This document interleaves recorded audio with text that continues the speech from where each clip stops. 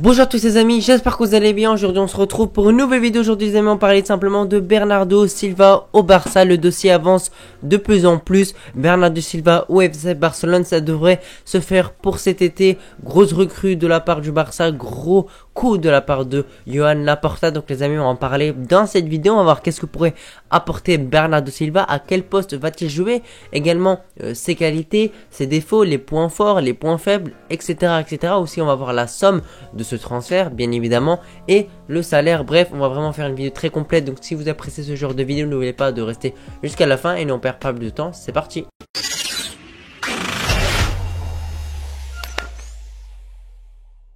Les amis, en 10 secondes, je vais vous présenter un maillot qu'un site de maillot m'a envoyé. Tout simplement un maillot du Paris Saint-Germain. Sur leur site, il y a tous les maillots, il y a toutes les sélections d'excellente qualité. Donc les amis, n'hésitez pas à vous faire plaisir, c'est vraiment pas cher. Les amis, Bernardo Silva tout simplement au FC Barcelone. On sait que ça devait normalement se faire cet été, mais malheureusement ça s'est pas fait. Il y a eu des complications, etc. etc. Et malheureusement, le Barça n'a pas pu parvenir à un accord avec Manchester City. Mais attention, ça c'est très important. Le Barça avait un accord avec Bernardo Silva pour un salaire de 6 à 7 millions d'euros si je dis pas de bêtises. Donc bien évidemment simplement le problème de ce transfert là c'était tout simplement Manchester City. On n'avait pas trouvé un accord à temps. Et malheureusement, on s'était pris un peu trop tard sur ce dossier-là. Il restait plus que quelques jours de mercato. Et on sait qu'un mercato comme ça, un joueur comme ça, tu peux pas le recruter très très rapidement. Voilà, il y a des étapes, etc. C'est pas facile.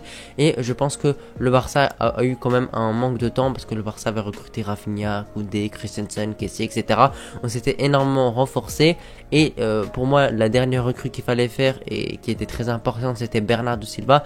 Malheureusement, ça s'est pas fait pour cet été. Mais ça devrait se faire simplement pour cet été 2023. Actuellement, Bernardo Silva, je vais vous faire une présentation rapide, même si je pense que vous le connaissez assez bien.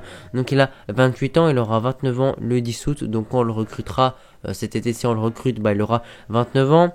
Valeur marchande 80 millions, donc il a quand même une valeur marchande assez élevée. Taille 1m73, donc il est assez petit, pas très petit non plus, mais c'est quand même un joueur qui a un petit gabarit. C'est un milieu offensif. Normalement, voilà, on va dire en principe c'est un milieu défensif, mais il peut jouer à énormément de postes et ça on va en parler dans la vidéo. Également, il a quand même un assez bon palmarès. Il a une Ligue des Nations avec le Portugal.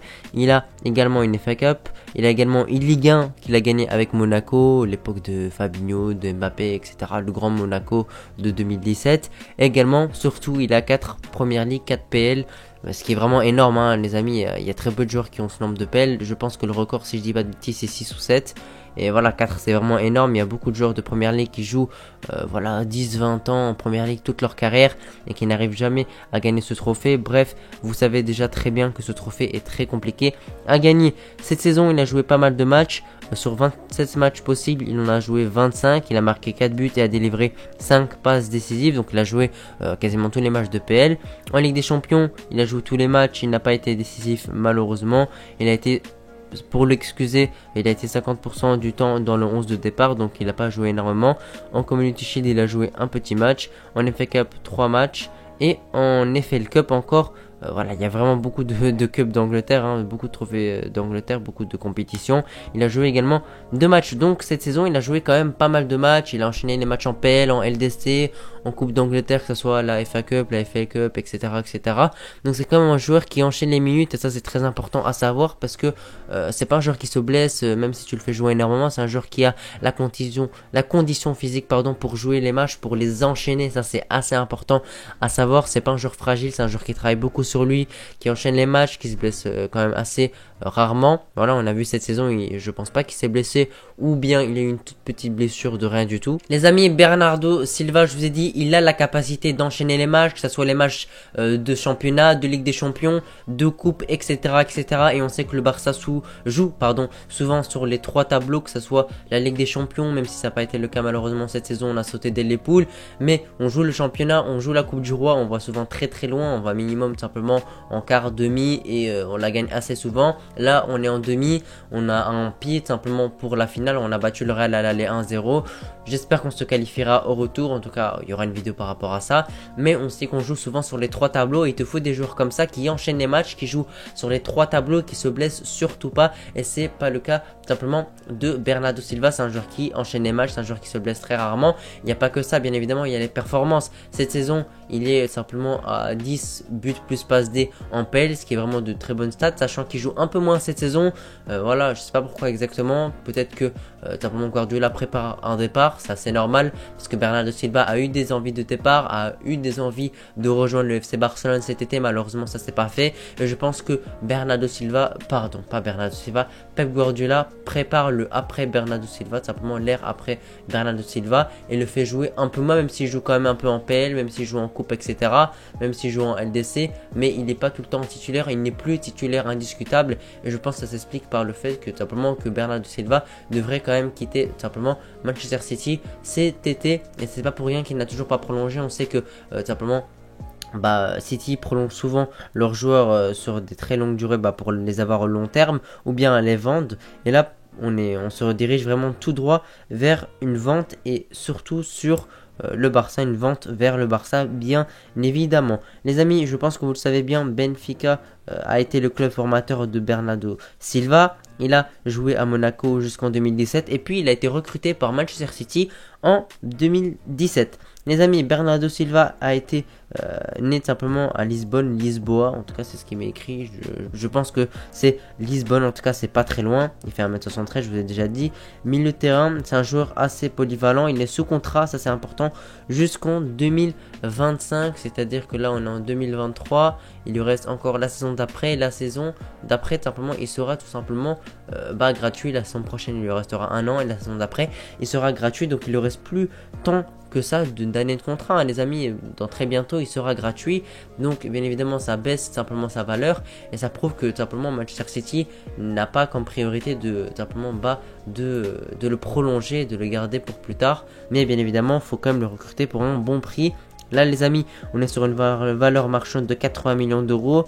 On va partir sur ce prix là, même si je pense pas qu'on l'achètera à ce prix là. Ça me semble quand même assez excessif les amis. Voilà, c'est quand même beaucoup, 80 millions d'euros pour un joueur qui aura 29 ans. Même si 29 ans c'est pas vieux, mais voilà, il lui reste pas encore 10 années de carrière. Voilà, disons qu'il va jouer jusqu'à ses 35 ans, et encore je suis gentil, 35 ans au niveau. Voilà, ça fait à peu près 5 ans encore de haut niveau. Pour son poste les amis, ça c'est important d'en parler. Tout simplement, Bernardo Silva, c'est un joueur qui joue à plusieurs postes, qui est un couteau suisse, qui est vraiment un véritable couteau suisse, un joueur qui joue à plusieurs postes différents. On peut parler de plusieurs postes en même temps, on peut parler du poste de relayeur, le poste de milieu offensif, c'est-à-dire de numéro 10, mais également de simplement ailier droit. Il peut jouer vraiment un peu partout, que ce soit au milieu ou en attaque. Bref, Bernardo Silva a également énormément de qualité. Vous savez que c'est un gaucher, donc il peut se retrouver en tant qu'ailier droit, tout simplement, comme les gauchers habituels. Il peut se retrouver également en tant que milieu de terrain, mais nous on en a surtout besoin au milieu de terrain, en attaque. Et les droits, t'as Rafinha, t'as Dembélé, t'as ta qualité à droite, il n'y a pas de souci. Il te faut surtout des milieux de terrain. T'as certes De Jong, mais après t'as Pedri, oui. Et après t'as Gavi qui est encore un peu jeune et qui pour moi est encore limite pour les gros matchs de LDC, etc. T'as Busquets qui est vieillissant, même s'il va sûrement prolonger son contrat. Busquets, c'est Busquets, il vieillit vraiment. Donc pour moi c'est pas prêt pour les gros matchs de LDC. Pour moi il peut encore dépanner en Liga ou en coupe, simplement en Coupe du Roi. Et après t'as qui? T'as Kessié également qui a un bon niveau. Mais t'as combien de milieux, on va dire, de haut niveau LDC? T'as De Jong, t'as Pedri et t'as potentiellement Kessié. Pour moi, il doit faire encore un peu ses preuves, mais il nous a montré au Classico et au dernier match où quand il est titulaire, il est assez bon.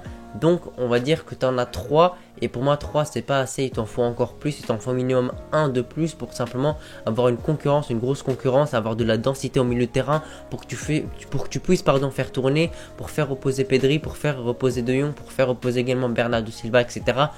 Tout simplement pour éviter les blessures. On a vu que la blessure de Pedri dure vraiment très longtemps, il a encore rechuté. voilà, ça fera quasiment 2 mois de blessure, ce qui est vraiment énorme.